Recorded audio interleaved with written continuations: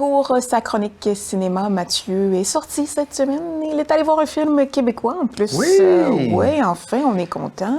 Oui. Donc, c'est La Petite et le Vieux. La Petite et le Vieux. Oui. Ben oui. C'est drôle, hein? Comme, ouais. Oui. Ouais. Qui est un livre, en fait, qui a été adapté. Ah, ça, je ne le savais pas. OK. Je connaissais pas le livre avant que le film existe, là, mais OK. je crois que je n'étais pas le public cible pour ce livre. Ah, voilà. Voilà. C'est de Patrice Sauvé, le réalisateur qui a été connu principalement à la télévision avec la très bonne série La Vie, la Vie, Grand Ours, plus récemment La Faille, Victor Lessard. Au cinéma, il avait fait Cheech, qui n'avait pas trop bien marché, Grand Ours, qui n'était pas très bon, et Ça sent la coupe avec Louis-José Hood, qui était correct, mais qui aurait été meilleur sans Louis-José Hood. Ah, Disons, avec un vrai acteur. Et ça reprend cette fois-ci avec La Petite et le Vieux. Donc, comme je l'ai dit, une adaptation. On avait vu un extrait la semaine passée. On avait apprécié même. Oui, c'est avec Gildor Roy, Marilyn Castonguay, Vincent Guillaume Otis, mais surtout Juliette Barucha, qu'on voit à l'écran, qui joue la petite. C'est son premier film. Oh, en plus! Donc, elle est excellente. Elle porte le film sur ses épaules. Wow, OK. Ça raconte, en fait, l'histoire est assez mince, en fait, là, dans le sens qu'il n'y a pas une grande mise en situation. On suit juste un peu sa vie. C'est une petite fille, pas Juliette, en fait, c'est Hélène, son nom dans le film, mais c'est qu'elle veut se faire appeler Joe. Parce que son idole, c'est la petite mousquetaire. Il y avait une série animée à la télé dans les années 80. Les mousquetaires? Non, c'est La Petite Mousquetaire. Oh, ça s'appelait La Petite Mousquetaire. C'était une fille qui était comme mousquetaire, puis elle le prend comme une idole, tu sais, elle la trouve cool parce qu'elle se bat, puis comme, tu sais, c'est un personnage féminin fort. Fait qu'elle veut plus se faire appeler Hélène, elle veut se faire appeler Joe, en honneur de la... Écoute. Donc, c'est ça. Mais la prémisse, en fait, c'est vraiment que elle voit un jour son père s'en aller en autobus, elle sait pas trop où. Et là, elle essaie d'attirer son attention, mais lui, il l'entend pas. Et elle voit son père pleurer dans l'autobus. Et là, ça va vraiment la bouleverser. C'est une petite fille de 10 ans. Comprend pas trop qu'est-ce qui se passe, pourquoi son père est triste. Mais on voit tout le temps un peu en parallèle qu'il a pas l'air d'aimer sa job, il revient. La vie est lourde pour lui. Et là, elle décide de se trouver des jobs pour faire de l'argent, pour aider son père à moins travailler. Parce qu'elle dit que sa job ne le rend pas heureux. Fait que là, elle décide, elle va se trouver 10 000 jobs. Et en parallèle, va devenir amie avec le vieux, qui est Gildor Roy, qui est le voisin d'en face. Fait que c'est un peu un film classique. J'essaie de trouver la traduction, mais les Américains disent un coming-of-age movie. Tu sais, c'est des films un peu classiques où on a un jeune, tu sais, le passage à l'adolescence, tu sais, l'espèce de transition de enfance-ado, tu sais, ado-adulte, l'espèce de c'est la perte de l'innocence, en fait. Comme on est enfant, puis on se rend compte que le monde, ben, tu sais, c'est ça, il peut y avoir des dépressions, on peut avoir ça. On réalise certaines choses. Oui, et ce genre de film-là, c'est souvent un duo, une jeune, ben, dans ce cas-là, une jeune fille avec un gros caractère qui est prête à foncer dans la vie et un vieux bourru qui est un peu seul et puis qui, là, vont comme ensemble, se donner, c'est ça, on donner un peu une joie de vivre au vieux, le vieux va y apprendre un peu la vie. Bon, c'est un peu classique, mais extrêmement bien fait quand même dans l'approche. Le duo, ben, Gildor Roy est toujours très bon et ça marche très bien avec la petite. Ils ont des belles scènes. Il se lance beaucoup de crack, là, tu sais. Le vieux, il la lâche pas, il l'appelle la petite vermine, puis qu'est-ce que tu fais ici? Puis là, tu sais, mais c'est très drôle, très sympathique. C'est très porté sur les acteurs. La réalisation est correcte. C'est pas ça qui vole le show. C'est vraiment les acteurs qui prennent la place. Par contre, le gros défaut du film, c'est vers la fin. On semble l'échapper un peu. Et là, moi, je n'ai pas lu le livre. Est-ce que dans le roman, est-ce qu'ils ont eu de la difficulté? Parce que des fois, il y a des tourneurs que quand tu lis le truc, ça n'a pas le même impact que le voir et vice-versa. Et est-ce qu'ils ont eu de la misère à cause de la façon que le livre est ficelé? Et en fait, c'est pas que c'est mauvais la fin, c'est juste que on sent qu'il veut nous amener à une chute dramatique, à un moment plus émotionnel.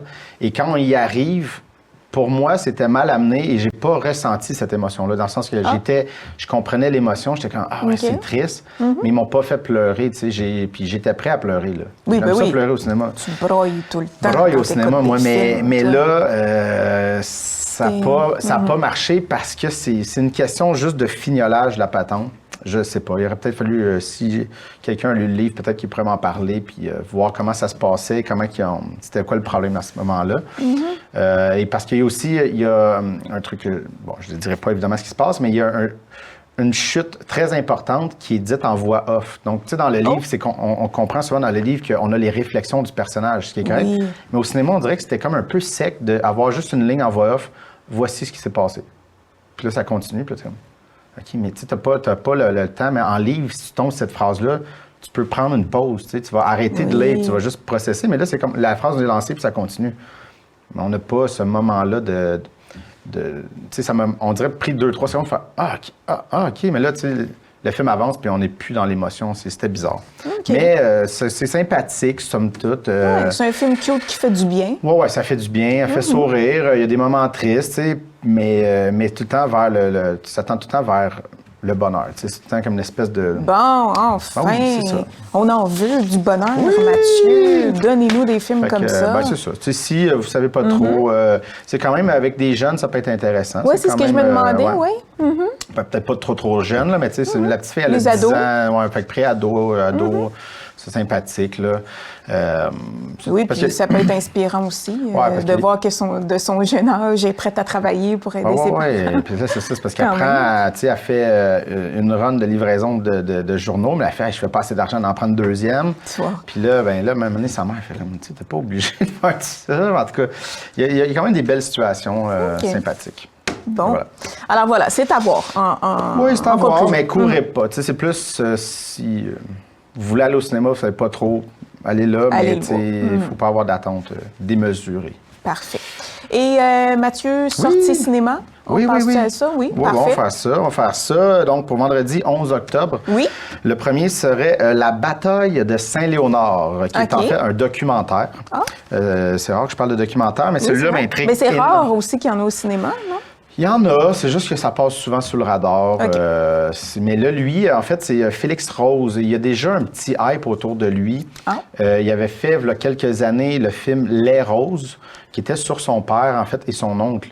Et parce que Félix Rose, son père, c'est Paul Rose. Et donc, ceux qui connaissent un peu l'histoire, était dans le FLQ. Donc, tout le mouvement souverainiste, mais un peu plus... c'est ça, fait qu'ils ont fait des choses. Et lui avait fait le film pour un peu réhabiliter un peu son histoire, tu sais, face à son père, son oncle, tout son rapport à la souveraineté. Et c'est, décidément, c'est quelqu'un qui est vraiment souverainiste dans l'âme. La bataille de Saint-Léonard, donc, ça nous ramène en 68-69. Il y a eu une crise linguistique dans Saint-Léonard. Et donc, ça relate tout ça. Ça avait brassé beaucoup. Il y avait eu beaucoup de violence, de saccage. Parce qu'il y avait une gang, les Italiens qui voulaient garder l'école en anglais, puis là, c'était les Français qui étaient fâchés. Et ça a été le point de départ qui a mené à la loi 101, en fait, avec toute la règle sur les écoles et l'apprentissage du français. Et ça relate tout ça avec des gens qui sont encore vivants ou des fois des enfants de... Comment eux ont vécu ça, que leur père était dans tout ça. Ça a l'air quand même très intéressant. Sinon, en deuxième, il y a The Apprentice, un film qui fait jaser quand même beaucoup de Ali Abbasi. C'est avec Sebastian Stan, Jeremy Strong, et c'est sur Trump. En fait, ça a monté dans les années 80. C'est vraiment circonscrit aux années 80. Quand il a commencé à se placer un peu dans la place publique comme cette espèce de magnat immobilier. Et en fait, on voit son lien avec Roy Cohn, qui était plus vieux que lui et qui était déjà placé. Là, il avait beaucoup d'argent, possédait beaucoup d'immeubles. Et selon le film ou selon toute vraisemblance, c'était le mentor de Trump. Il a un peu appris à être ce qu'il est aujourd'hui. Et parce que dans l'annonce, on le voit, il dit il y a 3 règles dans la vie. Là, je me rappelle plus toutes, mais il dit ment sans arrêt, ni tout. Puis, tu sais, c'est ça. Fait il a bien appris. C'est ça. Il a bien appris. On voit qu'il l'a saisi, qu'il l'a appris. Oui, c'est un film qui fait jaser. C'est allé à Cannes. Oui, parce qu'il ne doit pas avoir approuvé ce film. On ne lui a pas demandé. Es-tu d'accord avec... Personne n'a approuvé ça. Donc, ce serait peut-être à voir. Ça fait très controversé. Oui, déjà. Oui, mais là, je vais le temps qu'il avance, je vais aller plus vite. Parfait. Il y a Samedi soir, Saturday Night, qui sort de Jason Reitman, qui est en fait c'est les 90 minutes avant la première de Saturday Night Live, le 11 octobre 1975. Okay. Et on voit tout le chaos parce que sa fille peut être en nombre. Parce que c'est un concept qui est quand même fou là, de se mettre live, de faire des sketchs, d'avoir des décors, mais de le partir, c'est ça, il n'y avait pas beaucoup d'argent à l'époque, les studios, ils ne croyaient pas. Fait qu'il a fait ça avec la broche à foin, les techniciens étaient sous, les acteurs se tapaient dessus, le chaos était là. Et c'est une histoire qui était déjà connue, mais ils ont décidé de le filmer et de nous le montrer, ces 90 minutes-là, avant de rentrer. On a recréé, donc on n'a pas sorti là, des Alors, vieux c'est comme si le film était un peu en temps réel. Là, on le voit jusqu'à temps qu'ils font « on est en direct c'est Saturday Night Live » et voilà. Donc, ça me semble assez intriguant comme film. Voilà. Et rapidement Crave, déjà disponible depuis le 8 octobre. Quitter la nuit, il y a une certaine Anne Dorval qui joue là-dedans. C'est un film belge qui a été à Venise, qui a gagné des prix. Donc, ça a l'air d'un espèce de thriller dramatique. Une femme qui travaille à genre le 911 en Belgique, qui reçoit un appel d'une femme très confuse. Et c'est pas clair, est-ce qu'elle s'est fait enlever ou pas? Puis elle est très confuse, elle dit oui, elle dit non, mais elle dit raccroche pas, j'ai besoin d'aide. Et on va voir cette espèce de jeu entre les deux. Ça a l'air un petit peu thriller. Est-ce qu'il se passe de quoi ou pas? Est-ce que je dois aider cette femme-là ou pas? Donc, sur Crave, quitter la nuit. Merci, Mathieu. Il faut s'arrêter là parce qu'on est dépassé. On a vraiment dépassé. OK, bye.